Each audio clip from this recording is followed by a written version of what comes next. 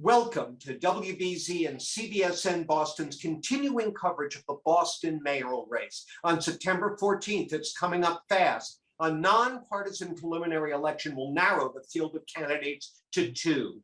WBZ TV and CBSN Boston are providing voters with a chance to directly compare the candidates' responses to 4 questions on issues you've said are very important to you. So in this segment, we welcome Boston City Councilor Annissa Essaibi. George, Councilor, good to have you with us. Thanks so much. Happy to be with you. So let's start with the city's housing crisis, where even large infusions of public money and pressure on developers just haven't yielded nearly enough affordable housing to meet demand. A Brookings Institution study released last fall identified as a major problem, quote, exclusionary zoning by affluent, mostly white communities that exacerbates racial and economic segregation in the region, limiting Black and Latino or Hispanic families' access to high opportunity communities, end quote. Well, it seems Chapter 40B, the state's affordable housing law aimed at mitigating those exclusionary zoning policies, isn't getting the job done. What will you do as mayor to push suburban governments and Beacon Hill to help fix that problem? Well, certainly we know how incredibly important affordable housing is here in our city and across our Commonwealth and really across our region. We need to create more affordable rental opportunities, but a priority has to be around home ownership, again, in the city of Boston, the greater Boston area, and beyond. Under former Mayor Walsh's leadership, there was the Metro Mayor's Housing Initiative.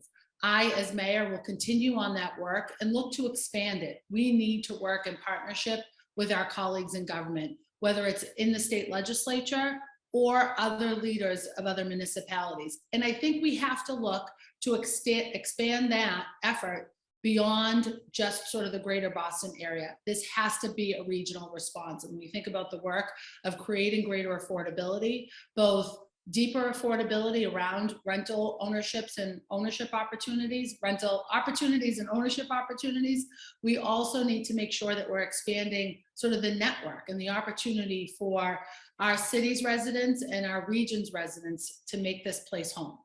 Any thoughts on what form that added pressure on the suburbs might look like?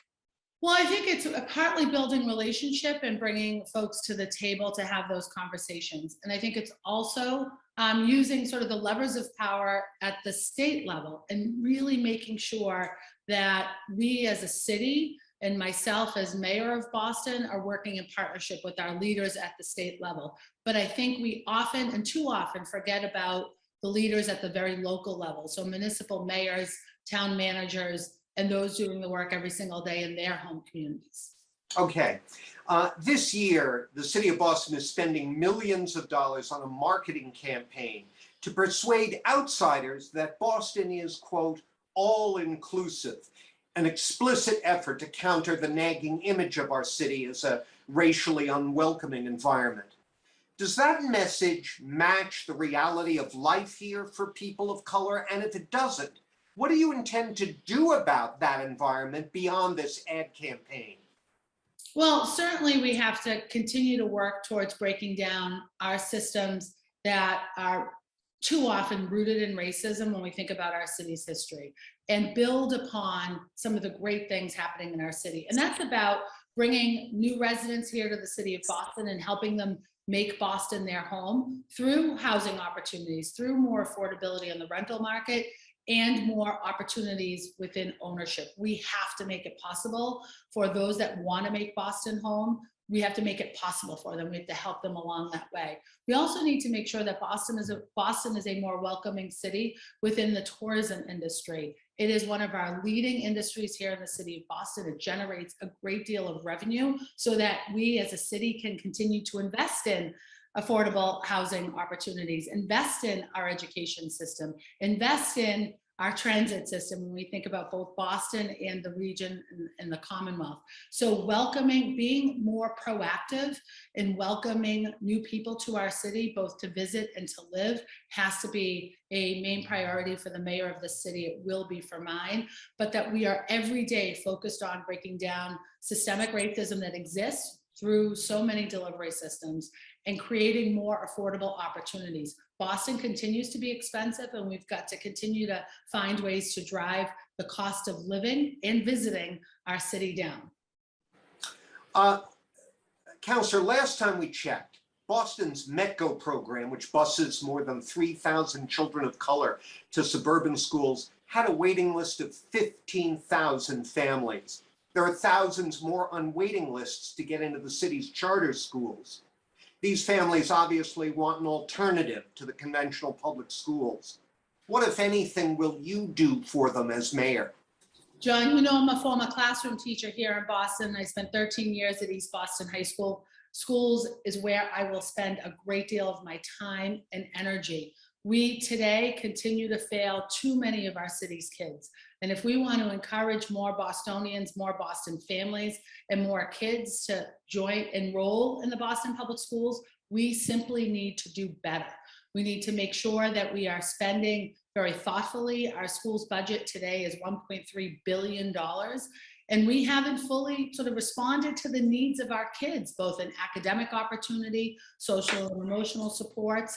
We need to rethink the way that we are delivering education, especially as it relates to our high schoolers across the district, especially as it relates to our students receiving special education services. And in those earliest years, we need to double down on our efforts to provide high quality literacy programs. We have to align our curriculum, and we need to continue to work to welcoming every Boston family to the Boston Public Schools. We are losing, and in many ways we have lost our competitive advantage. When we think about other school districts, we think about charter schools, private parochial schools here in the city of Boston.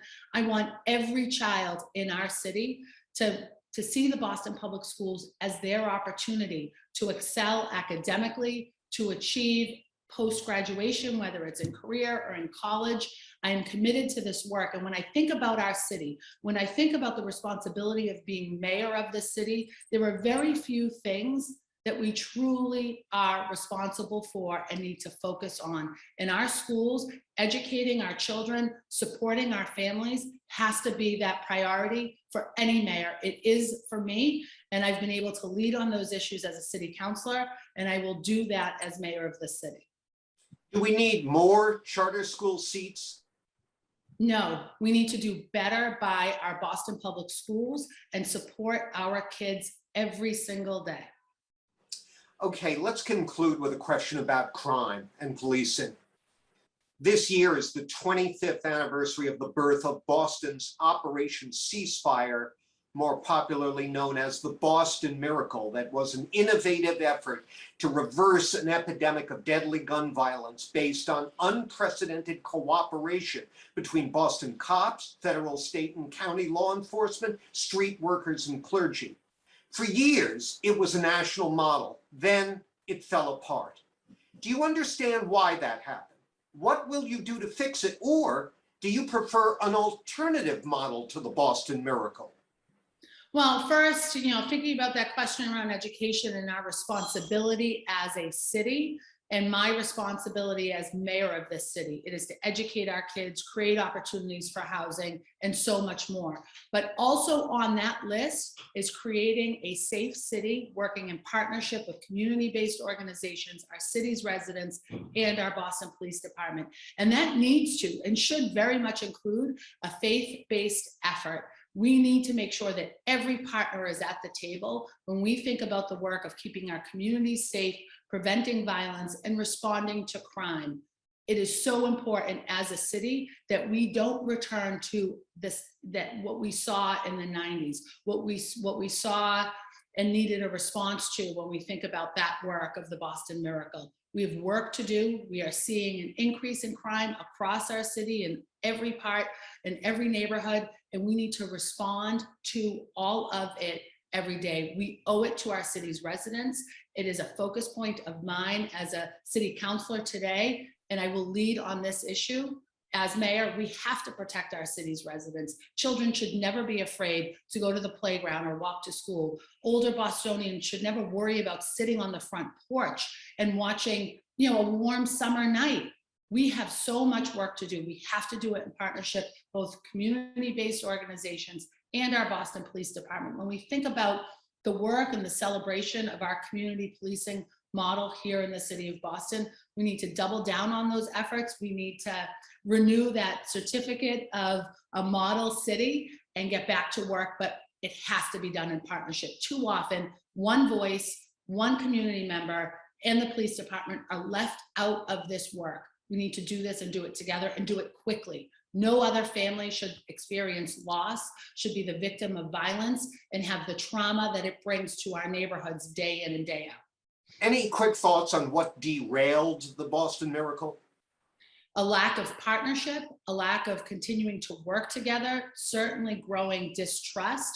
We have fantastic neighborhoods and wonderful people and a strong Boston Police Department. But when those, the opportunity for communication, the opportunity for building relationship, when that breaks down, we lose the opportunity to protect and serve our city's residents. I'm committed to rebuilding that trust, to strengthening the foundation of relationship that exists through that very successful community policing model that we have here in the city of Boston. It has to be done in partnership.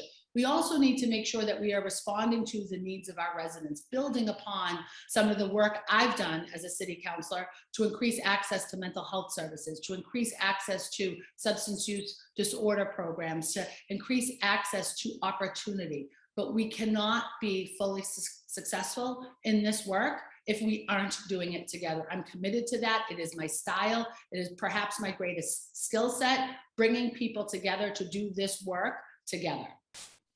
Councilor, if people want to find out more about you and your campaign, how can they do it? I know the website's on the sign behind you, but the lettering's kind of small for the visually impaired here.